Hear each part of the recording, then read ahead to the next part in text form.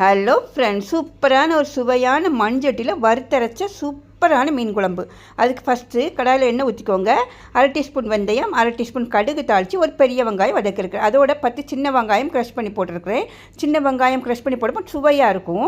இந்த மாதிரி 2 தக்காளி இதையும் கொஞ்சம் பல்ஸ் பண்ணி போட்டால் கொஞ்சம் கிரேவியாக இருக்கும். 2 பச்சை மிளகா இதெல்லாம் போட்டு வதங்கட்டும். அந்த டைமில் மசாலாக்குன்னு பார்த்தீங்கன்னா 1/2 முறி தேங்காய், 10 சின்ன வெங்காயம், ஒரு தக்காளி இதெல்லாம் வறுத்ததுக்கப்புறமா அதோட மசாலா பொடி, வத்தல் பொடி, மல்லிப்பொடி, மஞ்சள் பொடி, ஜீரகப்பொடி இதெல்லாம் நல்லா கரியாமல் பார்த்துக்கோங்க. கரியாமல் வறுத்தரைச்சி தனியாக எடுத்து வச்சுக்கோங்க.